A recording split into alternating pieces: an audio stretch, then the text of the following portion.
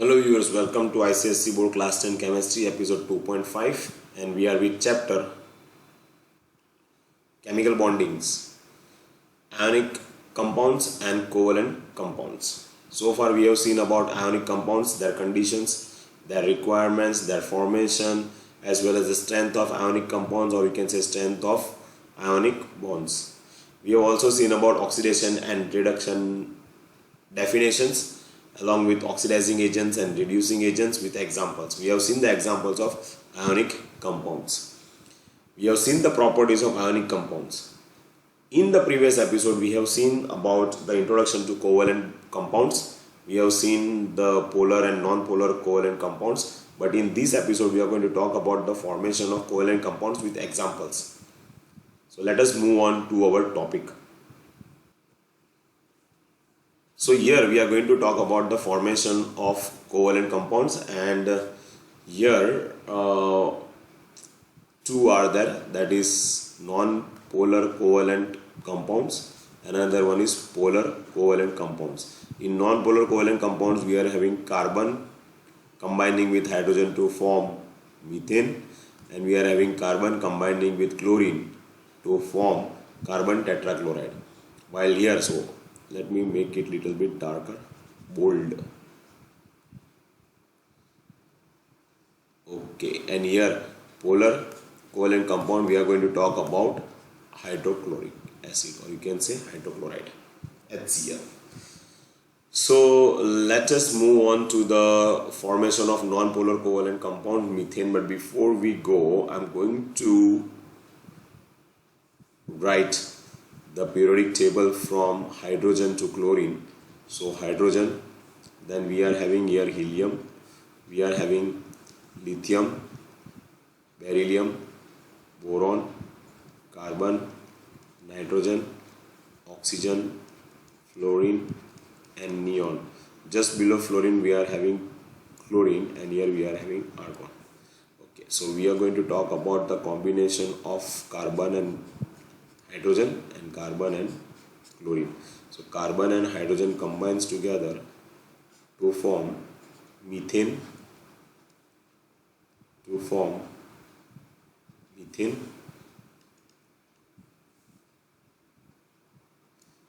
right, and carbon and chlorine combines together to form carbon tetrachloride, right.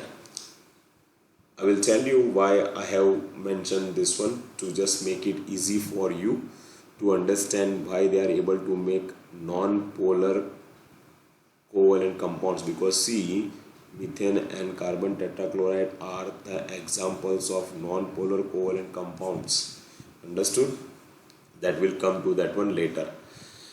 Now the formation of non-polar covalent compounds, that is methane, you require to know what are the constituent of methane. The constituent of methane is carbon and hydrogen. You should know the total number of electrons in the carbon as well as in hydrogen. Total number of electrons in carbon is 6 and hydrogen is 1. Electronic configuration is 2, 4 and hydrogen is 1. You don't require to know about the electronegativity or atomic radius, but you should know whether it is more or less. And you should also know that carbon requires 4 electrons to become octet state nearest to neon, and hydrogen requires 1 more electron to attain the duplet state, that is helium. So here we can write carbon 2, 4, hydrogen 1. How many hydrogen will able to satisfy the carbon? 4 hydrogen. So 4 hydrogen is going to satisfy the need of 4 electrons which is required by the outermost shell of the carbon. So here if you see the diagram which is represented is dot representation. So in examination please don't get yourself confused, because they will be asking you the dot representation of methane or carbon tetrachloride or oxygen, nitrogen, hydrogen, whatever. So this is what we do. If you represent the valence electron as a dot, that is a dot representation. How many valence electrons are there in hydrogen? 1. How many valence electrons are there in carbon? 4. So see, they represent this as a dot, and afterwards they are sharing it. So that is a dot representation of the covalent compounds. Understood? So here if you see, carbon requires 4 electrons in order to obtain stable octet 8 electrons, and hydrogen requires 1 electron to become stable duplet with the 2 electrons. Now why they are able to form this bonding? If you see the electronegativity, the difference between the electronegativity of carbon and hydrogen atom is comparatively very small. See here, so I am going to write electronegativity difference, so I will put difference here. Difference of electronegativity is very small between carbon and hydrogen, as well as difference of atomic radius. Atomic radius is also small between carbon and hydrogen. As a result, they are able to form a non-polar covalent compounds. They are able to form non-polar covalent compounds with the non-polar covalent bonds. Understood or not? And they are going to be equally distributed. Because of this one, they are going to be equally distributed. The electrons are equally distributed, and where the electrons are equally distributed, the electrons are equally distributed in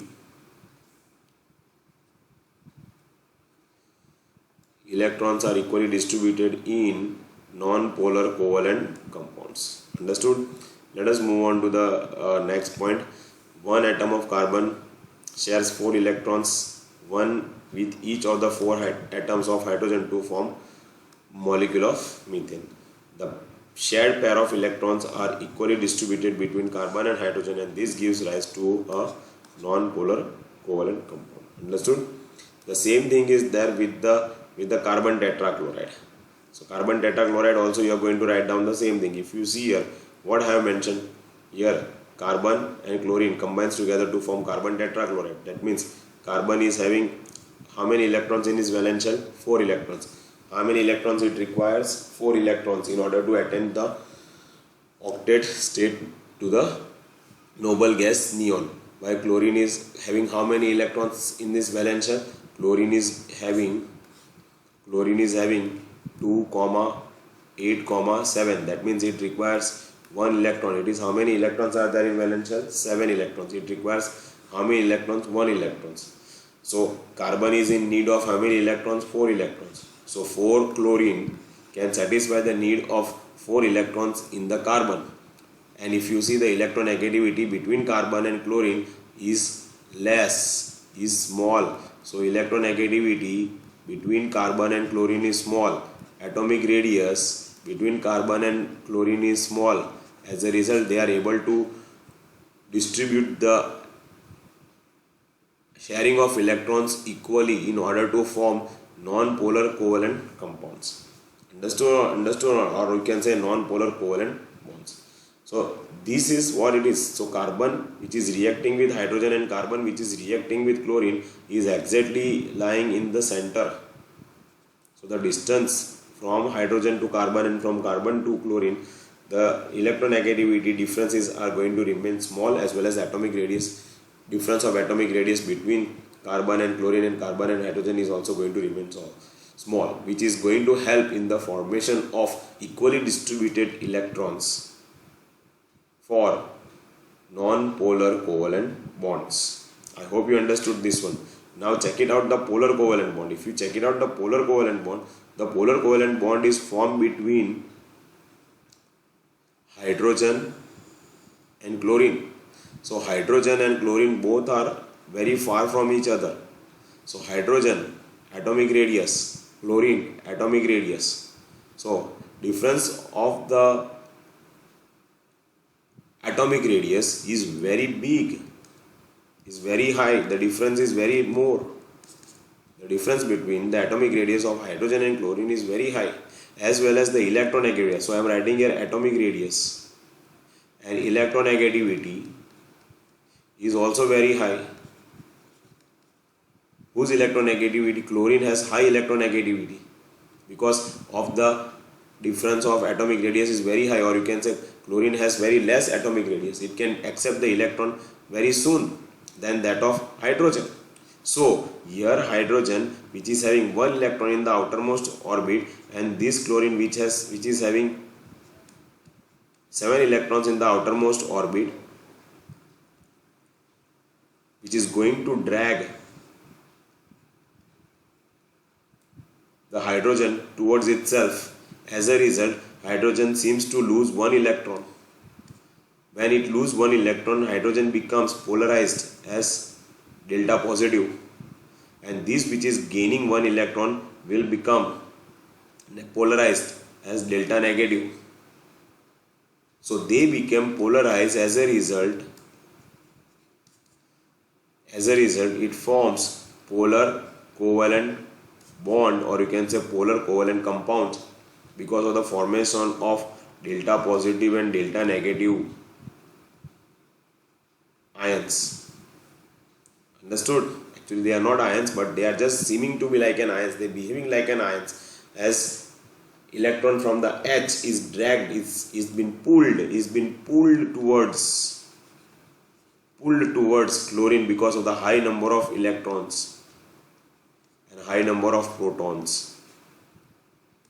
So it is pulled towards chlorine. As a result, it seems to be like a slightly positive charge, polarized, and chlorine, which is gaining the electron, which is going to share the electrons of hydrogen, is going to be slightly negative charge. As they become polarized, hence they are able to form polar covalent bonds. Let us check it out. So I hope you understood. That's why I drew this one, to make you understand and to make it very simple. And if you see, because of this one, electrons are not equally distributed. Electrons are unequally distributed.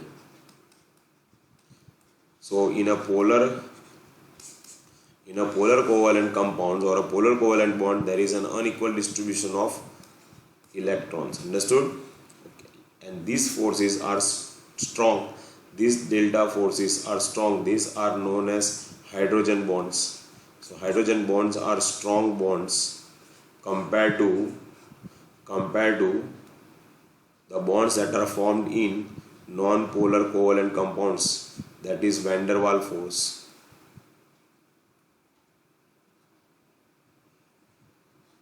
Van der Waals force. So van der Waals force of attraction is seen in non-polar covalent compounds. They are weak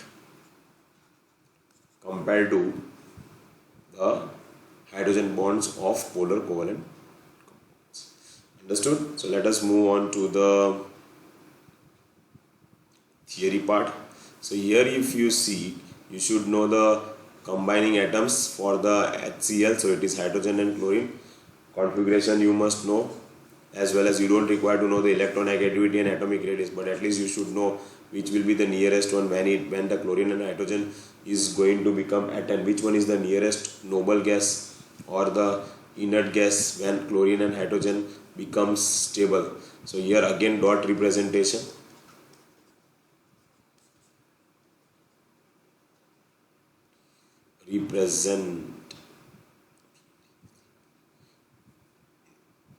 Representation.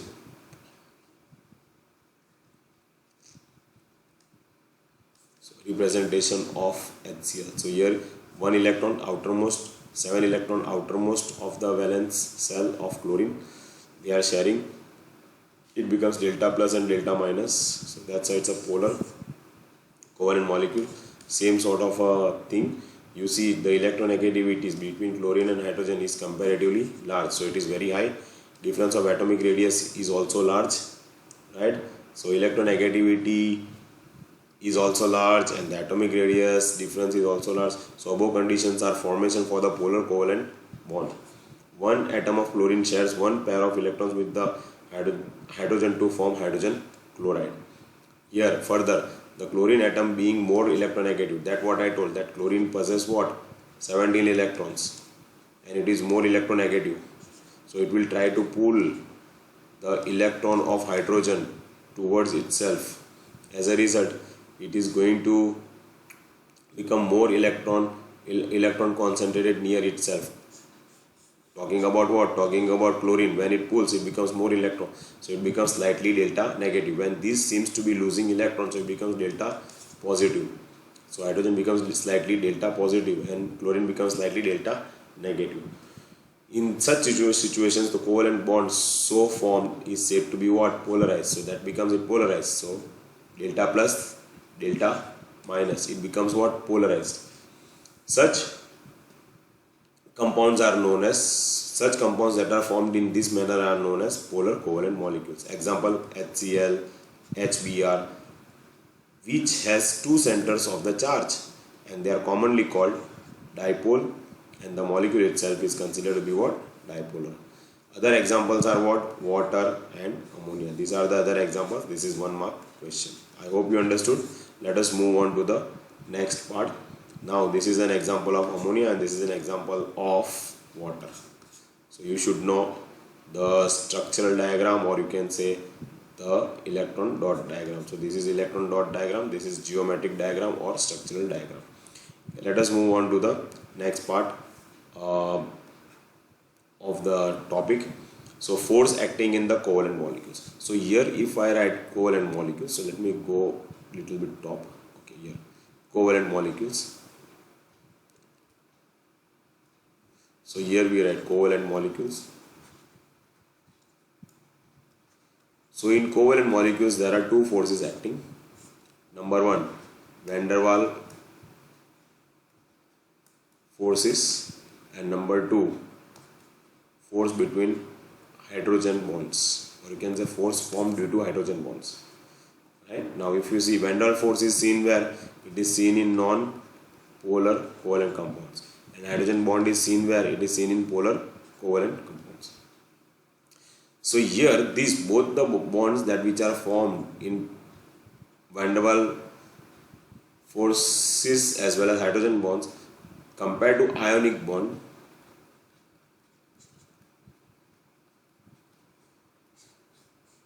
these are weak, while ionic bond is strong.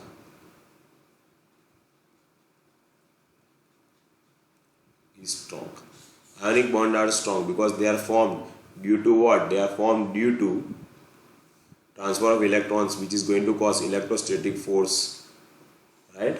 So electrostatic force is very, very high. So ionic bonds are strong.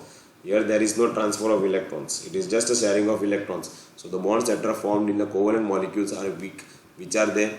That is van der Waals forces of attraction, and the another one is hydrogen bonds. Hydrogen, this one is weak and this one is strong compared in between of the covalent molecules. If it is formed by van der Waals forces, then it is weak, and if it is formed by hydrogen bond, they are little bit stronger. Van der Waals forces are seen in non-polar covalent compounds and hydrogen bonds are seen in polar covalent compounds. Now let us check it out about the van der Waals forces that is existing due to what? Due to equilibrium. Equilibrium means what? Equilibrium means equal. Equilibrium means balanced. Understood? So if you see in non-polar covalent compounds, how is the distribution of electrons? Distribution of electron is done equally. Understood? So the force of attraction of a nuclei of one covalent molecule and the electron of the other molecule. So there is a force of attraction. So suppose if I say there is a nucleus in the center and surrounding it what is revolving? An electron is revolving. So this electron is being attracted towards the nucleus. This electron is of other atom,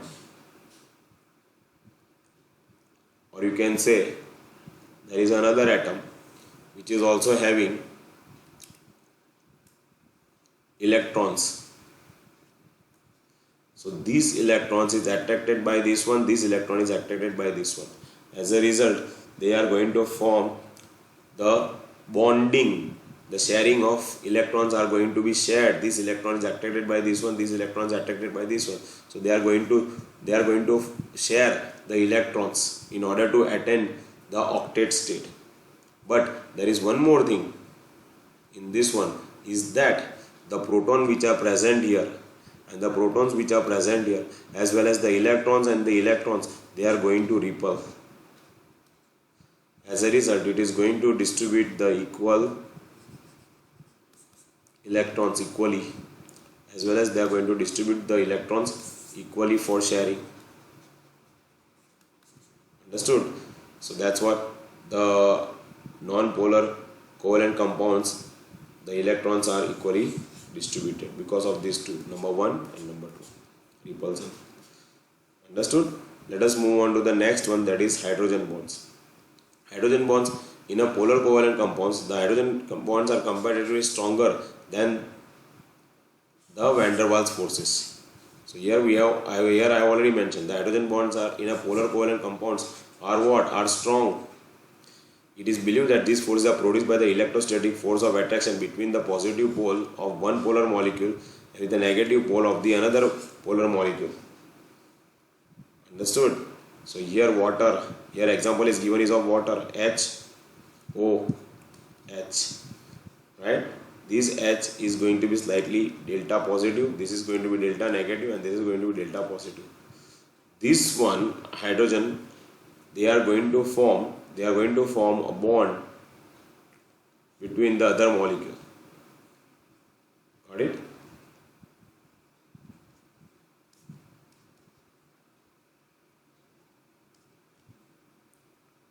So this delta negative is going to attract this delta positive of the hydrogen. So and it keeps on forming what? It keeps on forming the bonds. And these bonds are formed by the electrostatic forces. It is stronger bond than the bond formed in a non-polar covalent compounds. So I hope you understood about the hydrogen bonds. Hydrogen bonds are stronger bonds than the van der Waals forces, and hydrogen bonds are nearly same as that of ionic bonds because hydrogen bonds are also formed due to electrostatic forces between the two atoms. So understood this one.